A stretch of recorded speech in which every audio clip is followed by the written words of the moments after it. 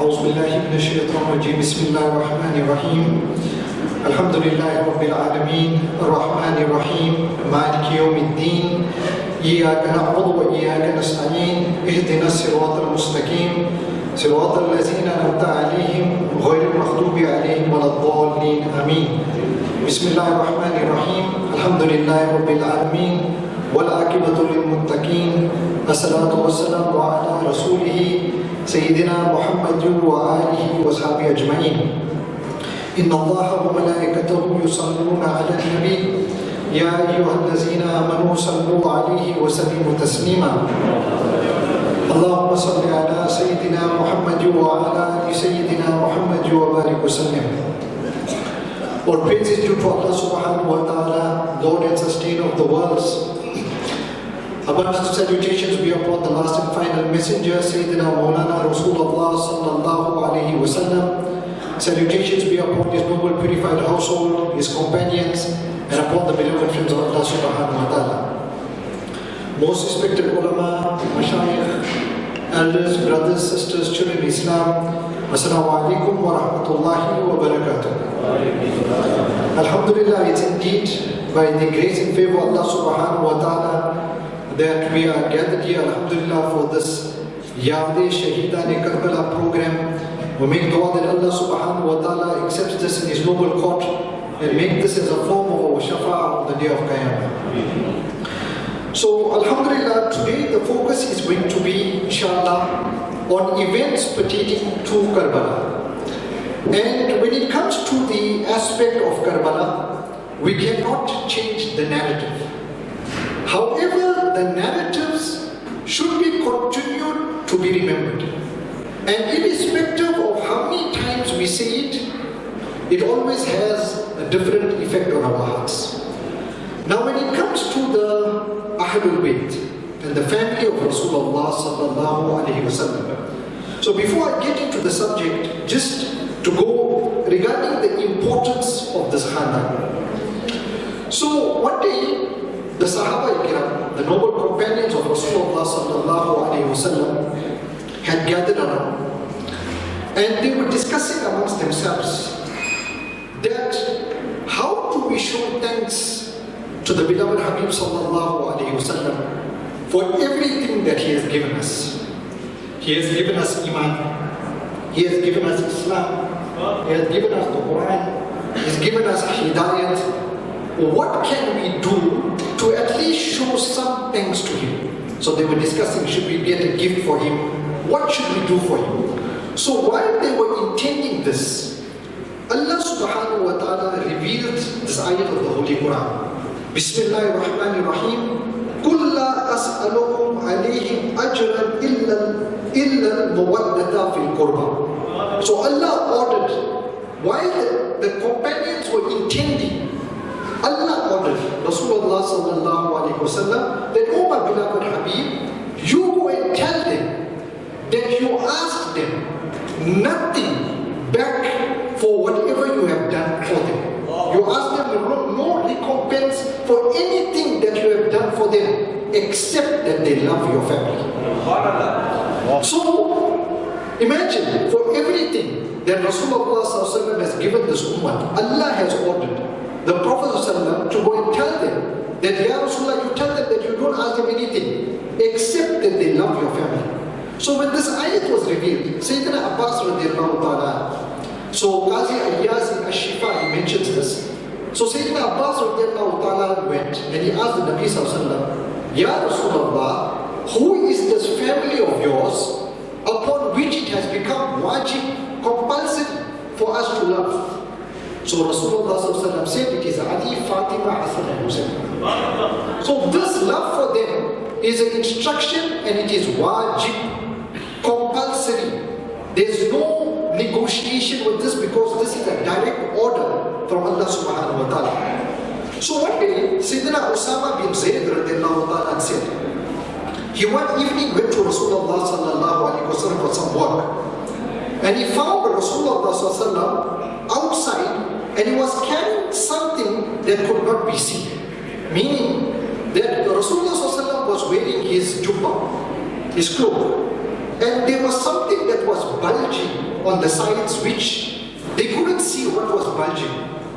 So he said that when I asked Rasulullah regarding this, so Rasulullah opened his jubba, and on one side he saw Imam Hassan hanging, and on the other side he saw Imam Hussein hanging. And Rasulullah said that these are my two sons and grandsons.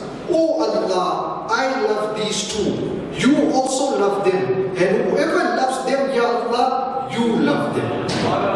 Right? So then it is mentioned that one day Sayyidina Imam Hassan and Imam Hussein they were wrestling. They were playing, they were wrestling.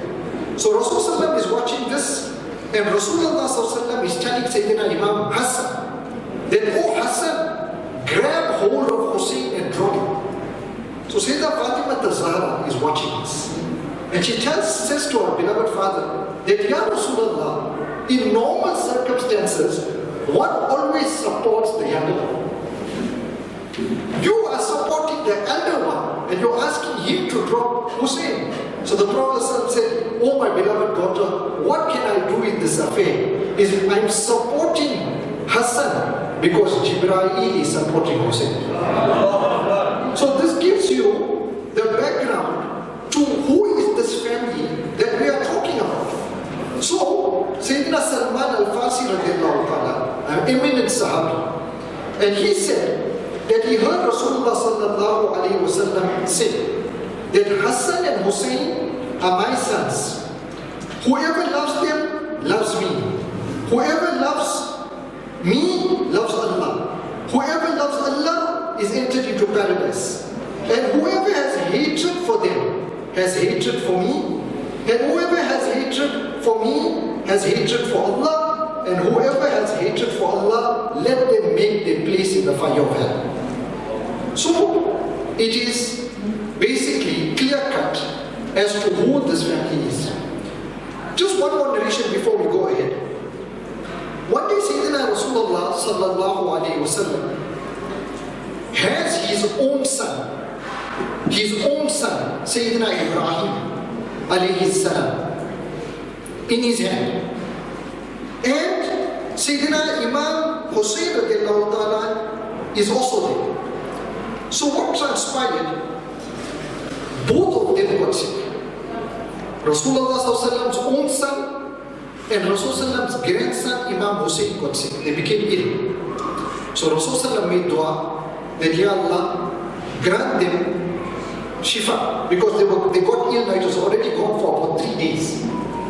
So Sayyidina Jibreel alayhi salatu wasalam came and he said that, Ya Rasulullah, Allah has given the instruction that between these two, your own son and your grandson, you've got to make a choice. One has to pass away. Imagine what a choice this is to the Nabi. Rasulullah having his own son and he got his grandson. Rasulullah thinks about this and Rasulullah makes the choice. And he said, O Jibreel, I make the choice that Allah subhanahu wa ta'ala must take my own son away. So they say, the narrative goes that while Rasulullah is holding his own son, Sayyidina Ibrahim, in his hand, his ruh leaves the body. And Sayyidina Ibrahim, the own son of Rasulullah, passes away. So the question was put forward to the Prophet that, Ya Rasulullah, what made you choose your own son over Sayyidina Imam Hussein radiallahu ta'ala? So Rasulullah said that if my own son has passed away, only I'm going to feel the pain. But if Hussein passed away, then I'll feel the pain, Fatima will feel the pain, and Ali will feel the pain. And that is something I wouldn't be able to withstand. So now here you see, the one thing you see here is that there is something that is called choices. Choices. So this is something which we are going to focus on today. That what is Karbala all about? Karbala is about choices. And just as how important Karbala was then, Karbala is now. And Allama Iqbal rahmatullahi ta'ala, he says something very nice. And he says that Ali ka zeb o zain zinda hai, जिंदा है, ना पूछ वक्त की इन बेजुबा किताबों से, जब सुनो अजान तो समझो हुसैन जिंदा है. Meaning that the sacrifice of Sayyidina Imam Hussein radiallahu ta'ala is the reason why today we can even hear the azan in its pristine form. So Imam Hussein radiallahu ta'ala plays, and the martyrs of Karbala plays, they play a very, very important role in the history of Islam. So when Imam Hussein radiallahu ta'ala was growing up as a child, and when he used to run in front of the Rasul sallallahu alaihi wasallam, Rasulullah sallallahu alaihi wasallam used to always look at him, and Rasulullah used to comment. He says, "This is the child over whom I sacrifice my own son."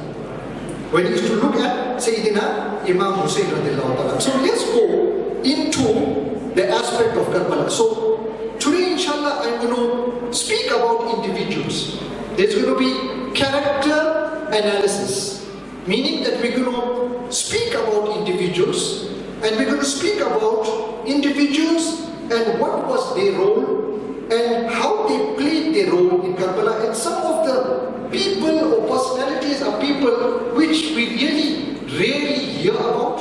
We don't even know their name, we don't even know their existence.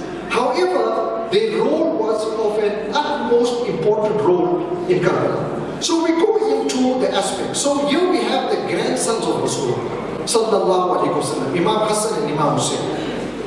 Imam Hassan, very rarely spoken about. We rarely touch regarding Sayyidina Imam Hassan. But Imam Hassan radiallahu ta'ala and what transpired with him is also what led to the events of Karbala. So I'm just going to touch on how Imam Hassan radiallahu ta'ala was made shaheed. So Imam Hassan radiallahu ta'ala resided in Medina Munawwara. And by whatever means, the Umayyads needed to get rid of Imam Hassan. By whatever means. So they made an attempt to poison Sayyidina Imam Hassan few times. So it is mentioned that the first time they placed poison in Khajur, dates. And Imam Hassan radiallahu ta'ala ate from that Khajur. And Imam Hassan got sick. When he got sick, Imam Hassan radiallahu ta'ala went to the Roza Mubarak of Rasulullah sallallahu alaihi wasallam. He rubbed his shoulders against the blessed cover of Rasulullah, and Imam Hassan got shifa. The second time, they put poison in honey, and they gave it to Imam Hassan to eat. So when Imam Hassan radiallahu ta'ala ate that from that khajur, from that honey, Imam Hassan got seriously sick. And the same thing he did, that when he got sick, he went to the Roza Mubarak of his beloved grandfather, rubbed his shoulder against the cover Mubarak of Rasulullah sallallahu, and he got shifa.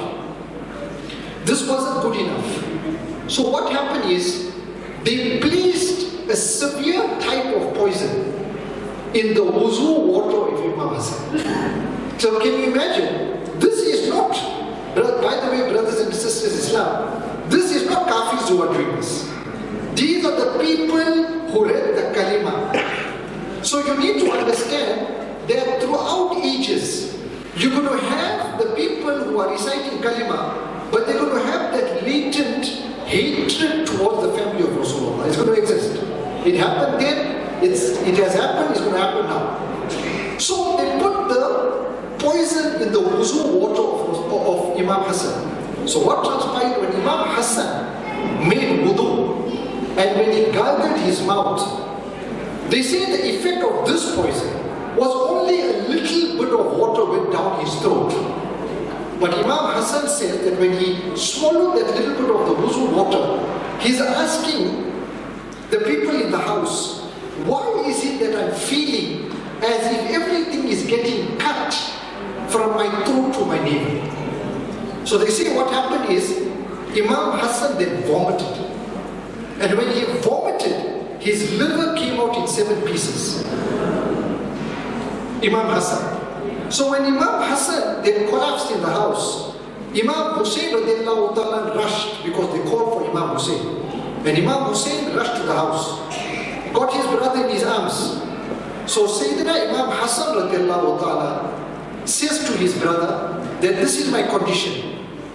And he said to his brother that in my lifetime, I had requested from Sayyida Aisha Siddiqa radiallahu ta'ala that if anything has to happen to me, that I wish to be buried next to my grandfather in the Rosa Mubarak. This was the wish of Imam Hassan.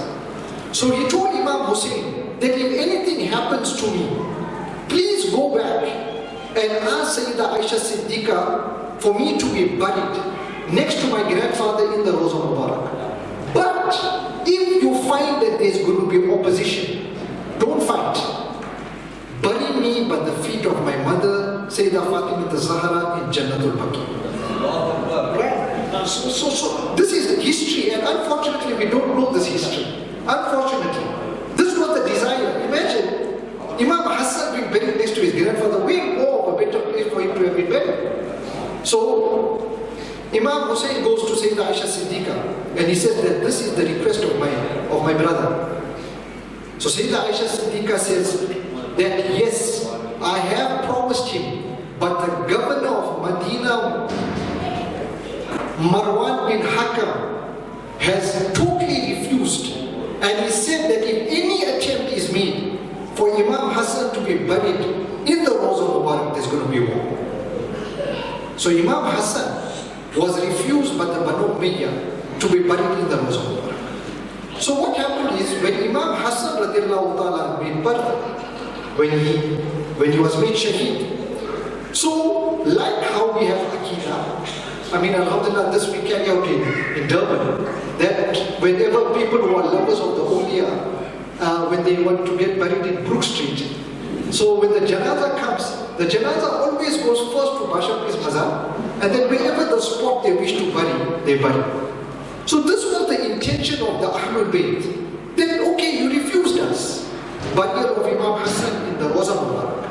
But we will take Imam Hassan's janaza to the Rosa Mubarak, and from there we'll take it to Jannatul Baqi. So when they raised the body of Imam Hassan to go to the Rosa Mubarak, the Umayyads thought that they were going to be forcefully, they're going to try to bury Imam Hassan in the Rosa Mubarak. So what happened? So they had the army lined up on the road with bows and arrows facing the janaza of Imam Hassan. Don't know whether you heard this history before, but this is the truth. And history narrates that when they buried Imam Hassan, they took out no less than 70 arrows from his body, meaning that they fired against the janaza of Imam Hassan. Go read your Tarikh al-Tabari, go and read it. It's there. By the way, this is not Shia sources, these are our Sunni sources. Right? You have to clarify that, because just not somebody will come and say, you know, this guy is using Shia sources. And in this clash between Shia and Sunni, I don't know why we are becoming apologetic towards our love for the Ahlul Bayt. Alhamdulillah, we love the Sahaba Kiram, Abu Bakr Siddiq, Sayyidina Umar Farooq, Sayyidina Usman Ghani. We love them. But in the time that is due to the Ahlul Bayt, give it to the Ahlul Bayt. I see this over a period of time which is recent. There comes the 10 days of Muharram, we're speaking about everybody else, and the last night Ashura comes, we have to put the whole topic of Karbala inside. We got the whole year to talk about everybody. Give the due, because whole year we don't speak about the Ahlul Bayt. So when you got this, at least this 10 days, speak about them. Try to change this. Speak to our scholars, speak to our ulama, dedicate this time. Because Karbala it's a very long story. I don't think I can even going to be able to do justice with some of the notes that I've got here. So, what transpired? Imam Hassan passes away. And we find that Amir Muawiyah thereafter, he places his son, who is a sinner, alcoholic, womanizer, places him to lead the ummah. So, Yazid writes a letter to the leader and the governor of Medina Munawwara. And his name was Walid bin Utbah, stating that he must get the oath of allegiance by any way whatsoever of 3 individuals: Imam Hussein, Abdullah bin Umar and Abdullah bin Zubair. And until they don't get that allegiance, don't allow them to leave. So what happened, when the letter came to Medina, he showed the letter again to Marwan bin Hakam. Marwan bin Hakam is the same person who didn't allow Imam Hassan to be buried in the Rosa Mubarak. So he asked him, give me advice in this matter. So Marwan bin Hakam said, call the three of them privately in the house and take their oath of allegiance. So they summoned for Imam Hussein. So when Imam Hussein comes, so Imam Hussein came with some other youngsters. He told them, see ya, we're going, I don't know why in the middle of the night they're calling me, but I will go into this house and I want you all to stand outside. In the event if there's any problem, then you come inside. So when Imam Hussein goes in, they request him that he needs to take the oath of allegiance on the hand of Yazid. So Imam Hussein said to them, the person of my standing, who I am, you want me to take an oath in secret? He says, why don't you call the whole public and then put me there and maybe we can decide what we can do. So Walid bin Utbah, he was a man of peace. And he said, accepted. He says, okay Imam Hussein, no problem. So what happened is, Marwan bin Hakam got angry. And he said that if you let Imam Hussein go now, you are never going to be able to get hold of him. So if he accepts, good. If not, kill him right now. So Imam Hussein radiallahu ta'ala looked at Marwan and he asked him, really? Are you going to kill me? Really? I swear by Allah that you, Marwan, are a cursed and wretched person. So saying this, Sayyidina Imam Hussein radiallahu ta'ala left. So Marwan bin Hakam then said to the governor, you did not listen to me. Now you will never ever be able to get hold of Imam Hussein. This was the best time to kill him. So Walid replied, and he said to Marwan, shame upon you. You are advising me something that will destroy my deen and will destroy my akhirat. You expect me to kill the beloved grandson of Rasulullah only because of not swearing allegiance to Yazid? I swear by Allah, if I were given all the wealth in the world, I will never stain my hands with killing the al-Bayt. I know that on the day of Qiyamah, those that are responsible for killing Imam Hussein will have to account in front of Allah for this deed. Again, choices. Man had a choice, but he chose that no matter what, I'm not going to do the wrong thing. So knowing this, Imam Hussein radiallahu ta'ala's life was in danger.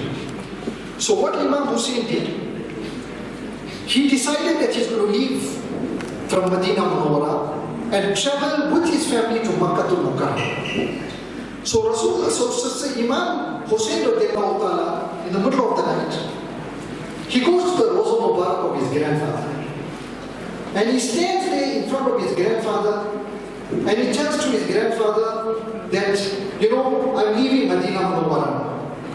And then after that, he goes to the mazar of his mother in Jannatul Baqi. So they say that when Imam Hussein radiallahu ta'ala came to Jannatul Baqi, and while he was sitting there by the grave of his mother, he falls off to sleep. They say sleep overcomes Imam Hussein. So when he falls off to sleep, he sees Rasulullah. He sees his grandfather in the dream. And he tells his grandfather that, Ya Rasulullah, because Rasulullah, according to the narration, opens his hands and he takes Imam Hussein's head and he holds it next to his chest. They say while he's holding Imam Hussein, Imam Hussein tells the Prophet, Ya Rasulullah, I'm tired of this ummah troubling me. Listen to the words. He says, Ya Rasulullah, I'm tired of this ummah troubling me, and all because I'm not accepting Yazid. And he says, Ya Rasulullah, because of this, I am forced to leave the city And it seems that I'm never ever going to return back to the beloved city of Medina Munawwara. So they said the Prophet ﷺ said to Imam Hussein, he said that, "Oh Hussein, very soon you are going to come to me." Rasulullah is telling him that, "Oh Hussein, very soon you are going to come to me. And I see you thirsty and hungry, being made shaheed in Karbala. Oh my Hussein, hold on to sabr, hold on to patience, and do your work with honor. A lot of time is not going to pass now, when soon you will join your mother, your father, and me, where we will sit in paradise together and enjoy the mercy of Allah." This was the dream that Imam Hussein saw. So Imam Hussein awoke, and that night Imam Hussein left from Medina Munawwara and he came to Makkah to Muharram. So I'm just going to cut all this because it's just parts that I'm going to give, because as I said, the story of Karbala is lengthy with details. So while Imam Hussein was in Makkah to Mukarramah, the people of Kufa wrote letters to Imam Hussein telling him that Yazid is like this, Yazid is like that. "Oh Imam Hussein, you are our leader. We want you to come to Kufa. We will support you." According to the narrations, over 150 letters went to Imam Hussein. After this, what Imam Hussein did, he called his cousin, Imam Muslim ibn Aqil. Now, Imam Muslim ibn Aqil, how they are cousins, is that their fathers were brothers. Hazrat Ali and Aqil were brothers, and their children was Imam Hassan and Imam Hussein, the sons of Hazrat Ali, and Muslim was the son of Aqil. So, Imam Hussein said to Imam Muslim ibn Aqil that, "I want you to go to Kufa. See what the situation is in Kufa. And when you get to Kufa and you see the situation is favorable, then inform me, then I will leave from Makkah to Mukarramah and come to Kufa." So they say that when Imam Muslim bin Aqil comes to Kufa, the respect, the love, the hospitality that they gave him was unbelievable. It is said that at that point in time, over 40,000 people took the oath of allegiance on the hand of Imam Muslim bin Aqil to support Imam Hussein. So seeing this love and muhabbat and all this, that's why when we are speaking about these incidents, we must see character, people, how people's choices turn. So what happens is, Imam Muslim bin Aqil, he sees the condition being favorable, he writes a letter to Sayyidina Imam Hussein, telling him, "Oh Imam Hussein, please come to Kufa because the people here love you." In that time, the Munafiqun of Kufa, they wrote to Yazid to tell him, "We got a problem here in Kufa, because here the people are gaining support to support Imam Hussein against you." So what happened was, Yazid changed the governor of Kufa, and he sent a tyrant whose name was Ubaydullah ibn Ziyad. So what happened is, this tyrant, when he came to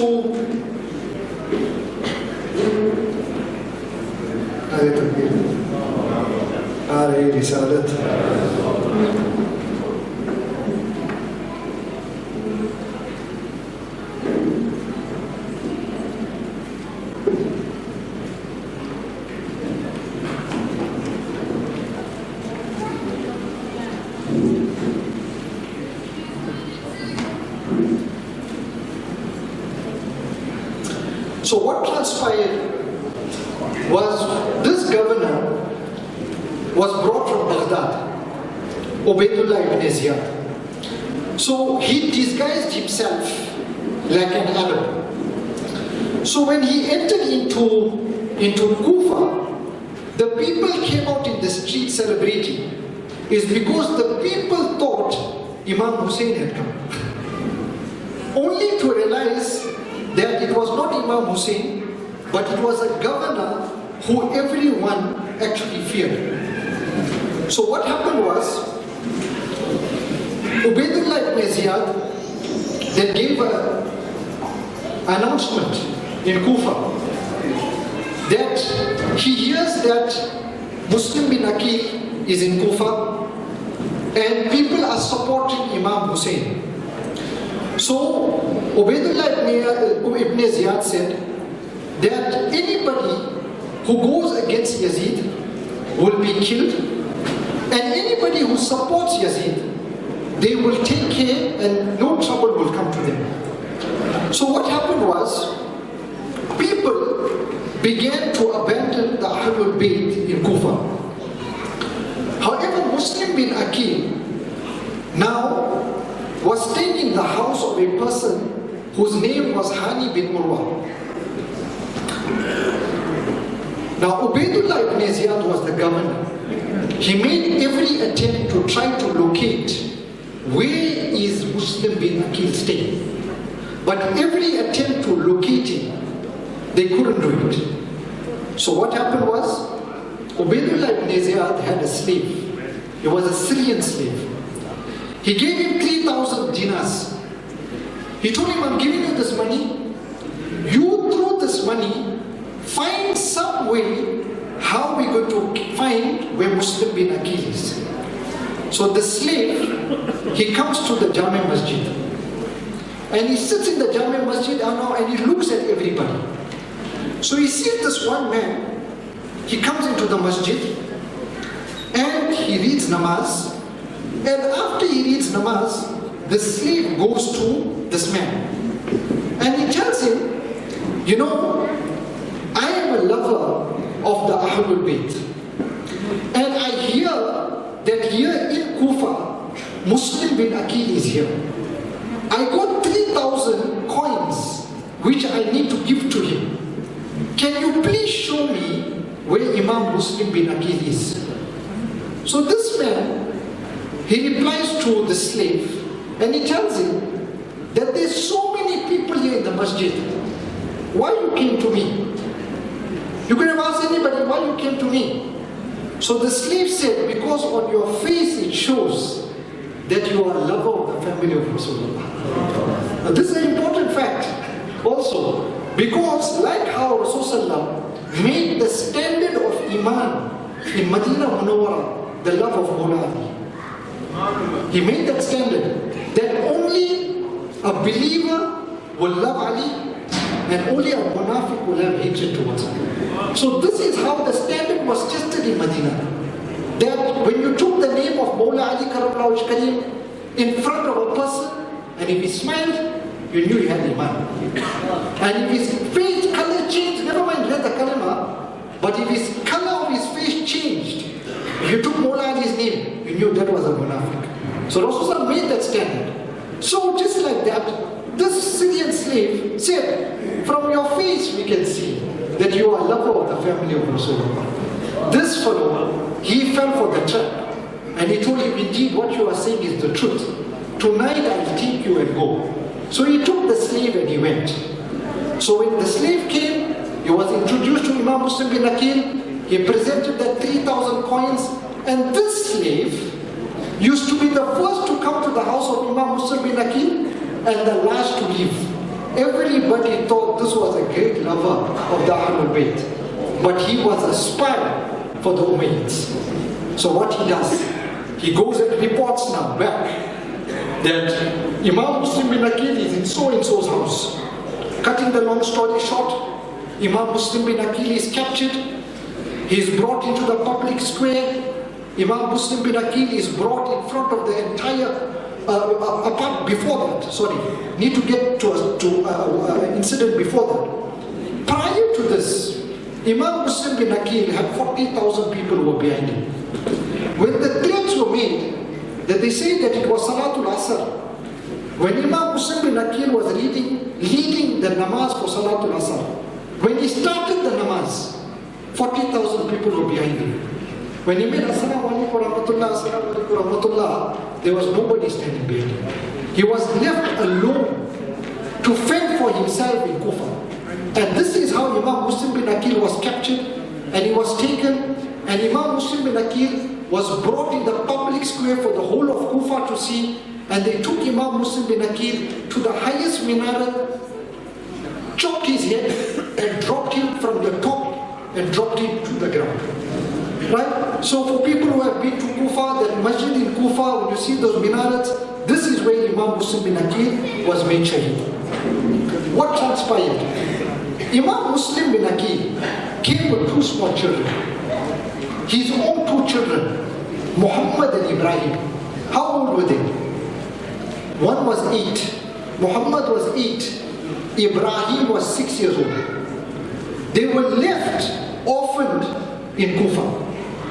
Now what transpires is, in the middle of the night, a caller comes out in the city and says that the governor of Kufa says that Muslim ibn Aqil's two children who are left here in the city, whoever captures them and brings them, they will be rewarded with a lot of money. So what happens?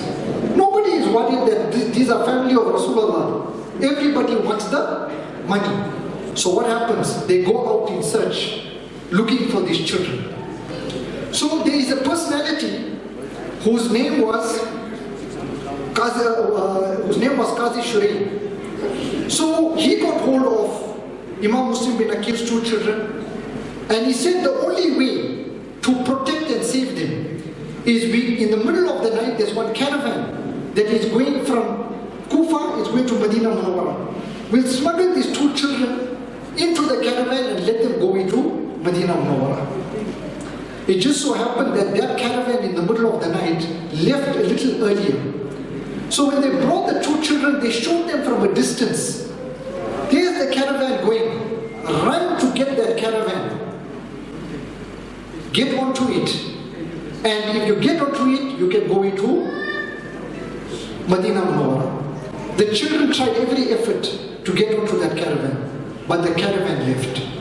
What happened? In the morning, all those who were thirsty for them, they captured the two children. So they captured the two children, they brought them to jail. So the two children were jailed. So the narration says, imagine, these are small children, 8 and 6. The narration says that when they were captured, that they were shivering to such a level that their teeth was like clattering out of fear. They were locked in the jail. Now the jailer, his name was Mashkur, and he had love for the family of Rasulullah. So what the jailer did, he opened the jail. He took the two children to his house. He fed them, and he took them, and he said, wrote a letter, and he told them that I will show you one road. Take this road and go to the certain town. My brother is going to be there. And go to my brother, and my brother will take care of you. So like that, he took the children out, showed them the road, but what transpired? The children lost their way, and once again they found themselves back where they were standing. So what happened was, Ubaydullah ibn Ziyad heard what Mashkur did. So he called for him. And he asked him, that tell me, what did you do with the two children of Muslim ibn Aqil? So Mashkur said, I let them free. These are individuals who played a role in Karbala who we never heard about. That's why I'm speaking about these personalities. So Mashkur said, I let them free. So Ubaydullah ibn Ziyad asked him, don't you fear me? Everybody fears me. Don't you fear me? So Mashkur said, whoever fears Allah fears nobody. Whoever fears Allah fears nobody. So Ibn Ziyad asked him, tell me, what did you gain from letting those two children free? What you gain? So Mashkur said, one thing I know, you're going to get nothing. For what you did to their father, one thing I know, you're going to get nothing. But one thing I know, for freeing these two children, I am hopeful I will get the shafa'at of Rasulullah on the day of Qiyamah. Right? And he says, one thing I know for sure, you are not going to get it. Imagine you're standing up to a tyrant, and he's telling him this. So Ibn Ziyad said, well, you're going to be rewarded, and I will reward you by punishing you. So Mashkur said, if Allah has blessed me with 1,000 lives, I will sacrifice every life for the love of the Ahlul Bayt. So Ibn Ziyad ordered, they take this man and tie him between two wooden pillars and have him lashed 500 times until he dies. So they took Mashkur and they tied him. So they say on the first lash, he read Bismillahir Rahmanir Rahim. On the second lash, he made dua that, Ya Allah, grant me sabr. On the third lash, he said, Oh Allah, forgive me if there is any guna I have committed. On the fourth lash, he said, Oh Allah, I made you my proof that I am giving my life away for the sake of the love of the Ahlul Bayt. And the fifth lash, he said, Oh Allah, when I die, send me immediately in the company of Rasulullah. And Mashkur passed away there. What happens with the children of Imam Muslim ibn Aqil? The children now, they are out, abandoned. So they go and they rest under one tree. So they're resting under this tree, holding each other, crying. So one servant, a woman, a lady comes to collect water. And she sees these two children. And she goes towards them and she asks them, who are you two children, stray children here? So they keep quiet. So the lady looks at their beauty, their zulf, their beauty. And she says that you two children can be none other than Imam Hussein ibn Aqil's two sons. Because of the beauty of Ahlul Bayt, you can see it immediately. So she said that you can't be anybody else. So these two children began to cry. So she said, don't cry. Because the one who I serve, she loves the family of Rasulullah. So they take the two children, Muhammad and Ibrahim, and she takes them to the house of her master. So here this lady, she takes care of Muhammad and Ibrahim, feeds them, gets a separate room for them, keeps them, in safekeeping. So after this, what happens? That night, her husband comes home, tired. So the wife asked the husband, where are you coming from, Haris? So the husband said, my entire day has gone looking for the two children of Imam Muslim ibn Aqil. And I'm tired. So the wife is asking him, what are you going to gain from getting those two children? He said, they have given a reward of so much money. I just want to get hold of that money. So the wife tells him, why are you spending all this time? She says, Ibn Ziyad has made everybody mad in this love for this money. And you want to kill the family of Rasulullah and destroy your akhirat for this? So then she tells him, the world is only a few days. Do not take money and buy Jahannam.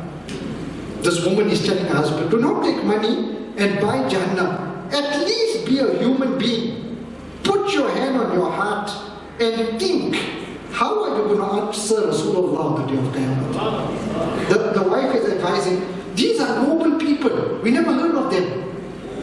These are noble people, we never heard of them, but look at they stand, right? So, the husband, so drunk in this love for this dunya, he said to her, see, how often we speak like this, when somebody gives us good advice. What he says, see, I have no need for your advice. I will sort my own self out in the akhirat. Let Allah judge, right? My affairs in the akhirat is my problem. You don't worry about it. I'll see to myself on the day when I reach there. So what happens? Haris goes to sleep. Haris goes to sleep.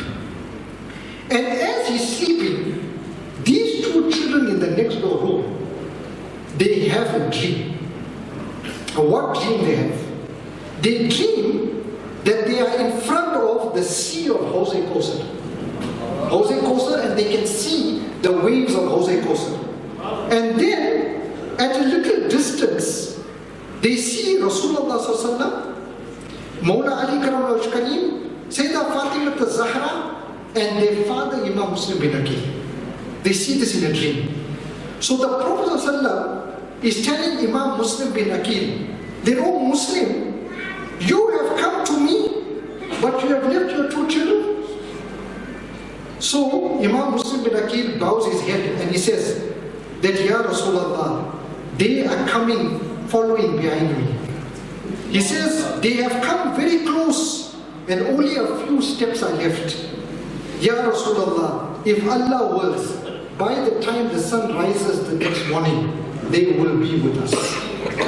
So the 2 children had this dream. When they had this dream, they got up crying. Both the sons had the same dream. Now, they started crying. The husband woke up. He's asking the wife, this crying, where this crying is coming from? So the wife says, no, must be our neighbor's children are crying. Sleep, don't worry. He says, no. This sound is coming from our house. So he wanted to get up. The wife made every attempt to hold him back. So what happened? He goes to the room where there was a lock. He breaks the lock. He goes in the room. When he sees the 2 children inside this room. He got so angry. He said, my whole day, nights, I spent looking for you all, and you people are sitting in my house. So he hits them. According to the narration, the way he hits them, the wife comes, pleading, do not do that. He hits his wife. He abuses his wife. And what happens is, the next morning, he takes the 2 children to the Euphrates, and on the bank of the Euphrates, he makes both the 2 children shaheed.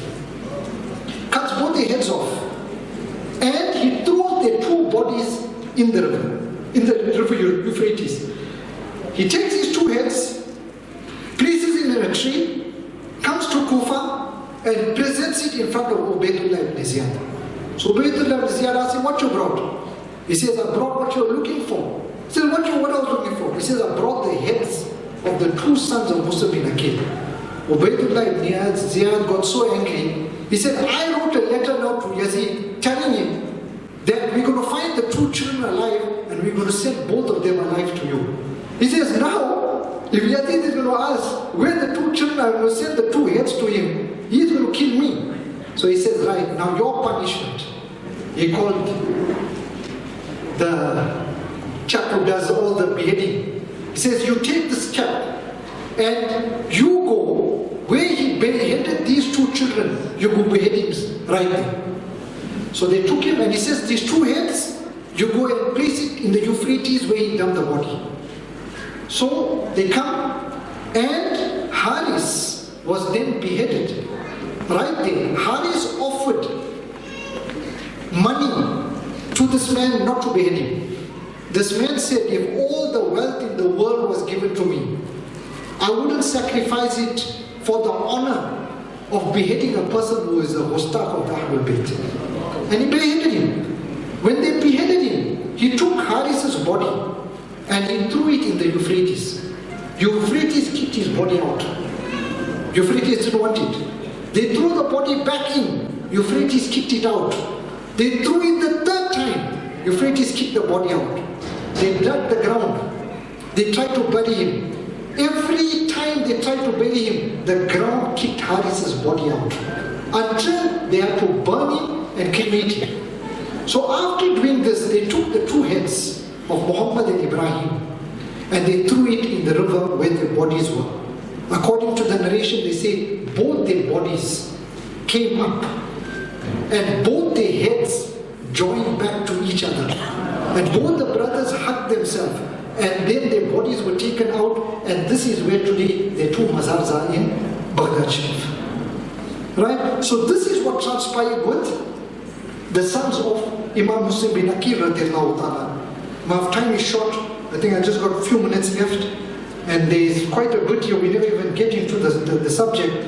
But here we see that Imam Hussein radiallahu ta'ala called. I just want to speak about 2 personalities and then we'll conclude inshallah.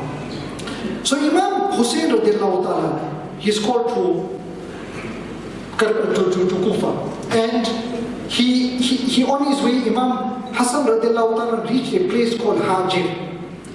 And here he called a friend of his, whose name was Qais bin Mahshar. So he sent him, he told him, Qais, by this time Imam Hussein was not aware of what was happening in Kufa. He thought everything was okay. So he told him, Qais, I want you to go to Kufa and inform them that I am nearby. So what happens is when Qais goes, he is captured and is brought in front of the governor of Kufa. So here the governor of Kufa tells Qais that I instruct you that if you want to save your life, you must do the following. You must go on top of the minaret, and na'uzu billahi min dhalik, these were the words that they used for Imam Hussein and their noble father.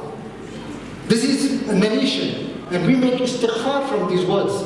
But it's for you to understand what the ummah was going through at that time. He says, you go up and call Imam Hussein a liar, a son of a liar. Astaghfirullah. This was the state. So, Qais bin Mahshar goes up. When he goes up onto the minaret, he tells the people of Kufa that Hussein, the son of Ali, the beloved of Sayyidah Fatima al-Zahra at present, is the best man in all creation.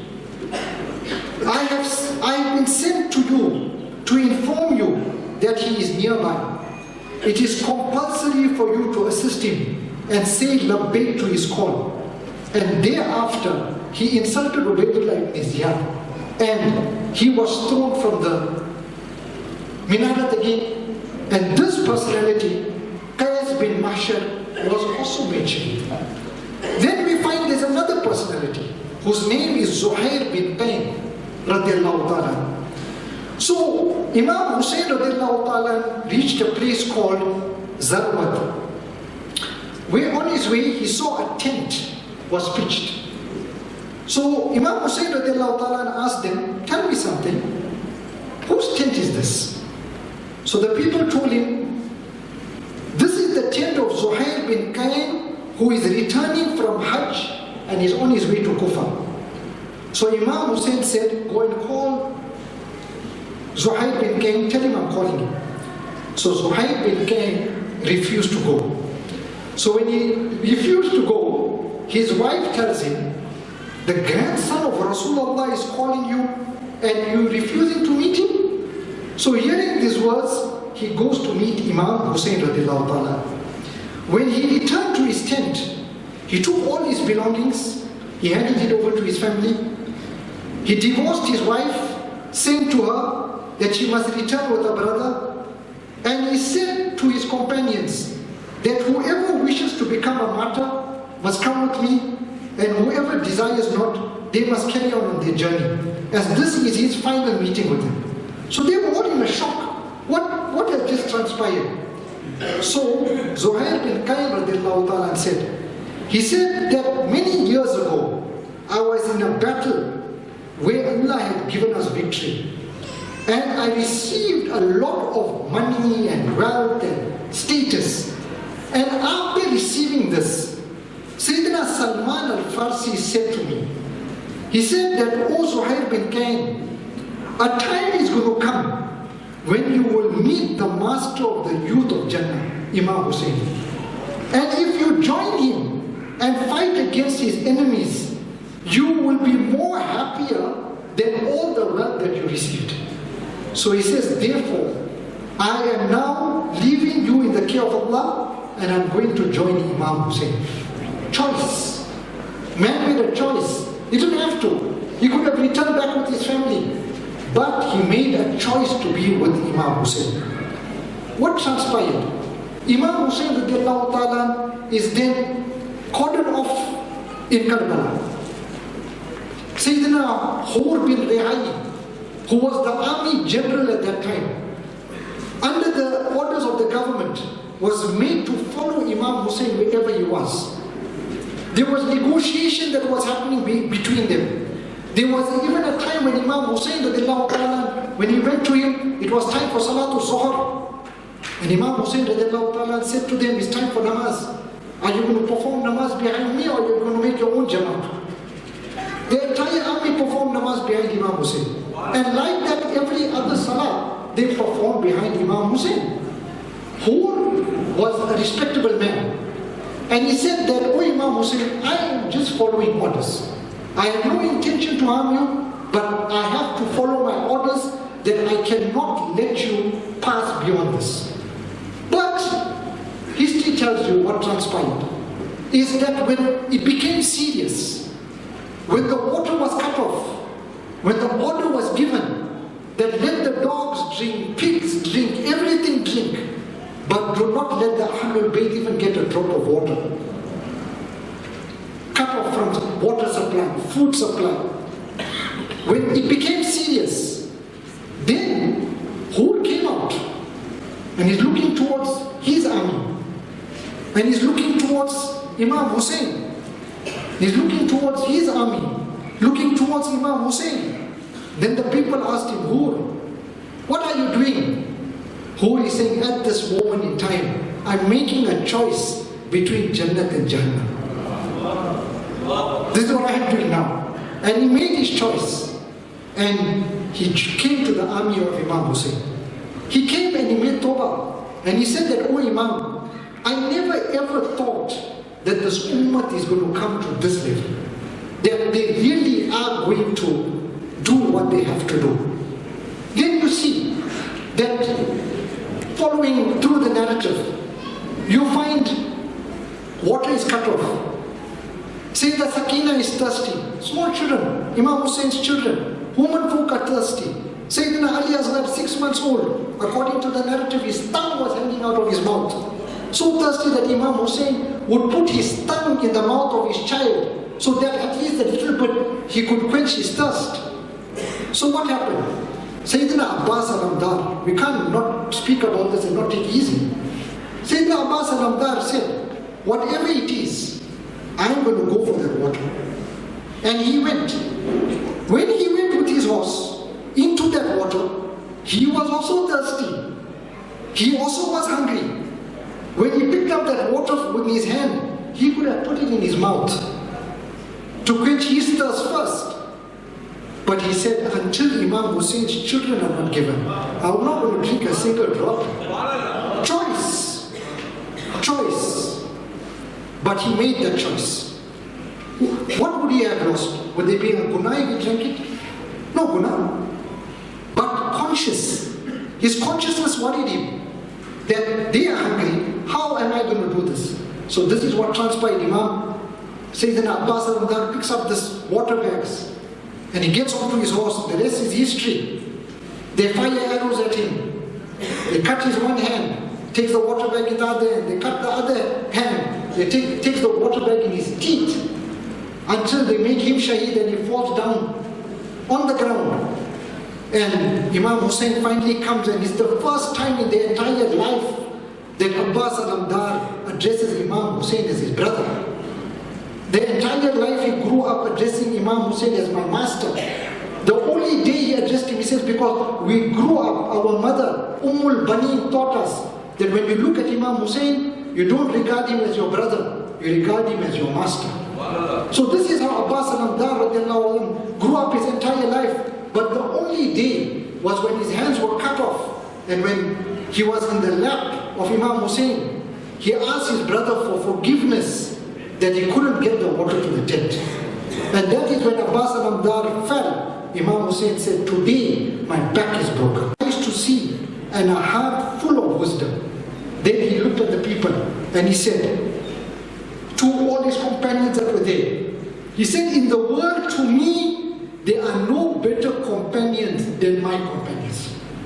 And he said that I see none other more faithful, and I see no family better in piety and mercy than my family. Allah grant all of you from my side the best of rewards. Oh my companions, listen to me and listen to me well.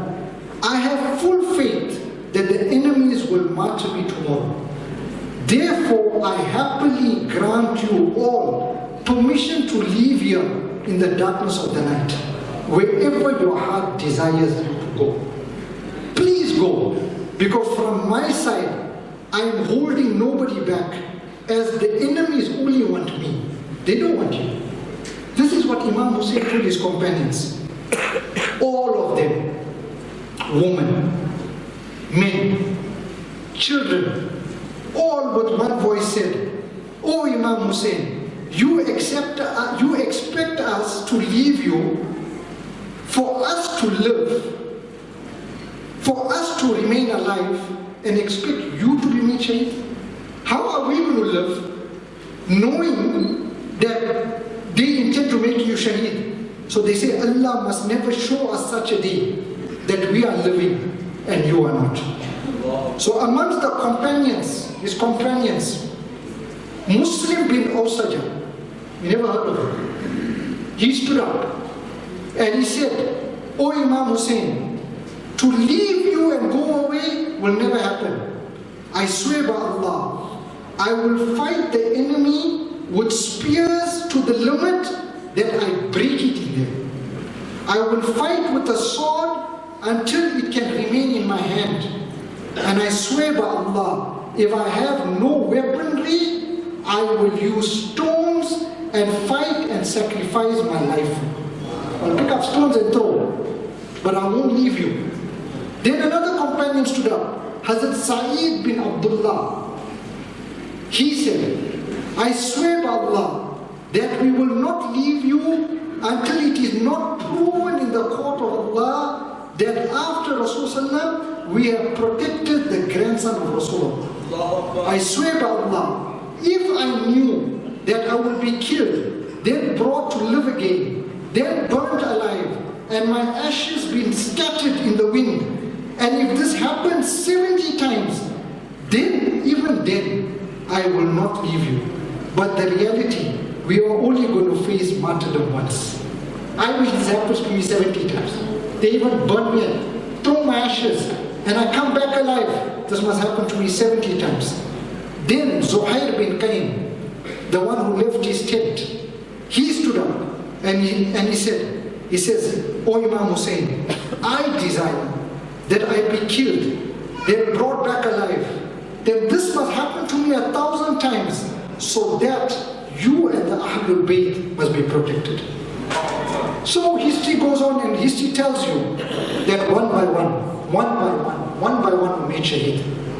Imam Hussein radiallahu ta'ala, when he was made shaheed, Imam Hussein's shahadat was no small shahadat.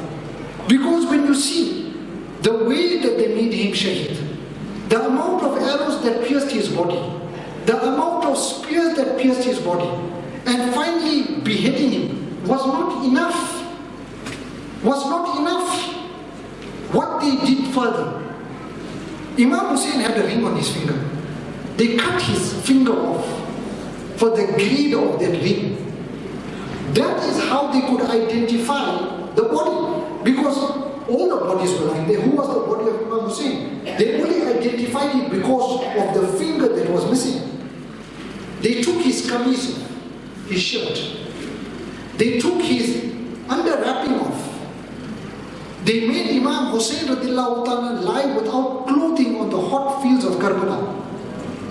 Then they gave the order that who can sharpen the hooves of their horses and crush the body of Imam Hussein. So 10 horses, by the way, were gathered with their hooves further sharpened, and the body of Imam Hussein radiallahu ta'ala was crushed into the sand of Karbala. This is what transpired. The story of Karbala is something that is an important event. It is because of the sacrifice of the al-Bayt that today we have Islam, right? So the question is, all these narrations that I have spoken about, do we see it today?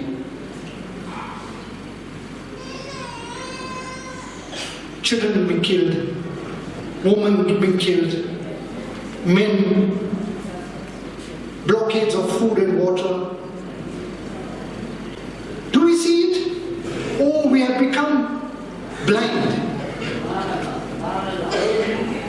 The question is, today you ask yourself, If Imam Hussein was physically alive today, where do you think he should be today? If he was standing on a piece of ground, where do you think he would be today? I would say he would be in Gaza. Standing for justice, standing for the oppressed, fighting for what is haq. That is where we would find Imam Hussein today. So when we ask ourselves that, you see, alhamdulillah, we have the jazba. Imam Hussein and Yazid are just not two personalities. They are ideologies. As much as Imam Hussein is alive, the Yazidi thinking is also alive. Don't ever think that Yazid is dead. We got to face many Yazids today. The Yazidi mindset is still alive. Now I ask you, if you were to put yourself today in any one of these characters, who do you think your character fits? Something for us to ask ourselves. Who do you think would you be? Would you be Zuhair bin Kain? Would you be Mashkur? Would you be Ubaydullah ibn Ziyad? Who would you be? I ask a simple question. That people of Gaza are dying. Imam Hussein radiallahu ta'ala, we find that when his son Mubarak was taken, the Muslims were parading it. But a Christian monk saw the head. And he asked the people, I got my lifetime saving. I'll give you my lifetime saving. Give me this head of the grandson of your prophet to look after for one night. Who? Christian. Muslims gave it, they took the money. The Christian monk took the head, washed it, sat the entire night, saw Malaika descending, making tawaf of the Sar Mubarak of Imam Hussein. He had a blind daughter. The blind daughter came one night and sat in front of it, touched the Mubarak, Sar Mubarak, and she got her eyesight back. He saw this. The monk accepted Islam. Gave them the money. Money turned to clay. No, it's a long story. Sar Mubarak is brought into the court of Yazid. Many things happened. But there was a Christian ambassador who was in the court. And he's asking the people, whose head is this? So they told him, no, this is the head of the grandson of the Holy Prophet. He said, what? He stood up in the court and he said to Yazid, he says, Yazid, this is the head of the grandson of your prophet? He says, yes. He says, you know, we Christians, we still preserved the hooves of the donkey that Nabi Isa sat on. The donkey. The hooves of the donkey, we preserved it in one church. And every year we go there and we ask Allah through the wasila of the hooves of the donkey to accept our du'as. We respect the hooves of a donkey. You can't even respect the head of the grandson of your prophet. What kind of an individual are you? So Yazid said, because of your disrespect, I'm going to have you beheaded. You know what the Christian said? He says, you know, I had a dream and I was confused about this dream. But now I understand the meaning of this dream. So Yazid asked him, what dream you had? He said, I dreamt one night that the Prophet ﷺ came in my dream and he said to me, oh Christian, I see you amongst the people of paradise.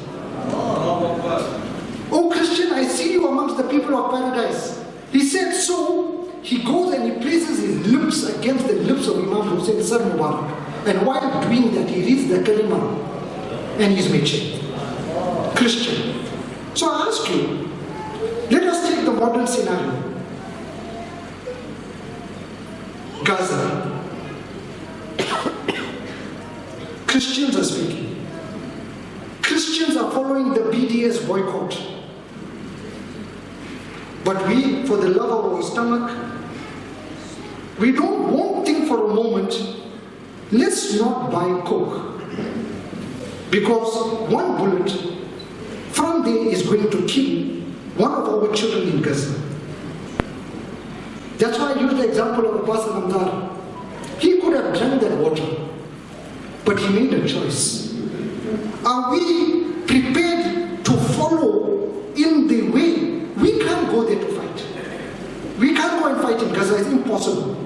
But some sort of humanity that Imam Hussein taught, which is something eternal, something we can do, that tomorrow, like how each one of them said, how are we going to face Rasulullah on the day of Qiyamah? At least we can say, Ya Rasulullah, I loved eating Lay's chips, but because I knew they are supporting killing of our Muslims, Ya Rasulullah, I never eat the chips.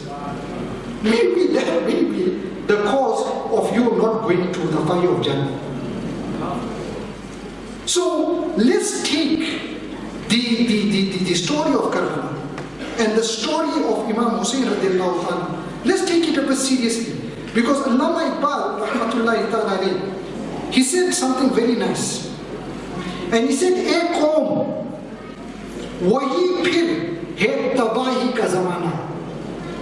Islam hai phir तीर हवादिस का निशाना, क्यों चुप है उसी शान से फिर चीख तराना, तारीख में रह जाएगा मर्दों का फसाना, मिटे हुए इस्लाम का फिर नाम जली हो, लाजिम है कि हर फर्द हसन इब्न अली हो." What is he saying? He says, "O qawm, O nation, we have come back to that point where Islam is the target. Why are you silent? Open your mouth and once again sing the anthem." He says, because history will record the actions you do. He says that Islam that is now going down, it is time that it rises back up, because in every household, it is important that every child that is being born must be a Hussein ibn Ali. This is, Allama Iqbal rahmatullahi ta'ala, he says something very nice again, something for thought. He says that, Allah se kare dur to ta'lim fitna hai. He says that when you take Allah out of the equation, then even learning is fitna. He says, amlak bhi, aulad bhi, jagir bhi fitna, that everything you own is fitna. He says, na haq ke liye utthe to shamshir bhi fitna, that if you raise your sword against something which is injustice, so he says, shamshir hai kya? Nara takbir bhi fitna. You know what I'm saying? He says that leave the sword, even to say nara takbir is fitna. And he says that this is how Imam Hussein was made shaheed. They were reading the kalima and they made him shaheed. I'll just end off with this. And Allama Iqbal says that, he says, naam hai Hussein ki jiske pehchan nahi hai, that who does not have the pehchan of the name of Hussein, such pucho wo Musalman nahi hai. Right? He says, mujhse puchte ho shan-e Hussein logo. People ask me, what is the shan of Imam Hussein? He says, kya tumhare ghar mein Quran nahi hai? He says, what, in your house you don't have the Quran? You asking me about the shan of Imam Hussein? Then he says, Imam Allama Iqbal rahmatullahi ta'ala, he says, Ali ka dil, Zahra ka chain razi ho. Ye lazim hai ke Shah-e Mashriqain razi ho. Bata diya Nabi ke tawil sajde mein. He says, namaz usi ke hai jisse Hussein razi ho. Right? So he says that Rasul Sallam showed in his lengthy sajda, when Imam Hussein was on his back, namaz is only for him with whom Imam Hussein is happy. Where do you think today if Imam Hussein radiallahu ta'ala was alive? Because amazingly, Hafiz Abu Naeem says that after the martyrdom of Imam Hussein, he says that it rained blood. Every clay pot that contained water in Baytul Muqaddas had blood. The judge took place in Karbala, but Baytul Muqaddas, Jerusalem, every pot had blood. And every stone that was turned in Baytul Muqaddas, Jerusalem, beneath it had burned. What are the signs of this? The only thing I can say is that in conclusion, when Imam Hussein radiallahu ta'ala stood with his baby, Ali Asghar, and he requested the army that my fight is with you, not with this baby. Send some water for this baby. So they say that, many people, they give you the short narration. They say, no, they fired an arrow. The narration is the arrow that was fired at that time was a specialized arrow. It was an arrow that had 3 heads, which was used to hunt elephants and lions. Like today you have specialized missiles, specialized bombs, specialized artillery. So this was a specialized bullet which they used to shoot Ali Asghar. That they say that when it hit him, then that blood spilled on the face of Imam Hussein. So the next time you make your choice with whatever you desire, and you know it is going for the Zionist agenda, just think, if Imam Hussein was standing in front of you, will you still make that choice? We make dua that Allah subhanahu wa ta'ala increase it in our hearts, love for this al-Bayt. And as again I reiterate that 10 days of Muharram, when they come, please make the zikr of al-Bayt from the 1st to the 10th. Because the story of Karbala, as I said, I never even got into the subject. There's so many other narratives. How do we squeeze this in 1 hour? Start, alhamdulillah, with all the events from the beginning of Karbala. Don't feel shy. Don't feel shy about Inzam, what people are going to say. Because we got to face Rasulullah on the day of Qiyamah. We make dua that Allah keep us in the love of the Ahlul Bayt, rise us on the day of Qiyamah with the Ahlul Bayt, and keep our children guided on this path. As I stand here, unfortunately, when I look around, I only see old people. People whose elders used to read the Majalis and drum the love of Ahlul Bayt. How are we going to have every child to be a Hussein ibn Ali if they're not going to know who Hussein ibn Ali is? So this education about Ahlul Bayt is of utmost importance as we get this message to the youth. وصلى الله تعالى على خير خلقه ونور عرشه سيدنا مولانا محمد وآله وصحبه أجمعين. السلام عليكم ورحمة الله وبركاته.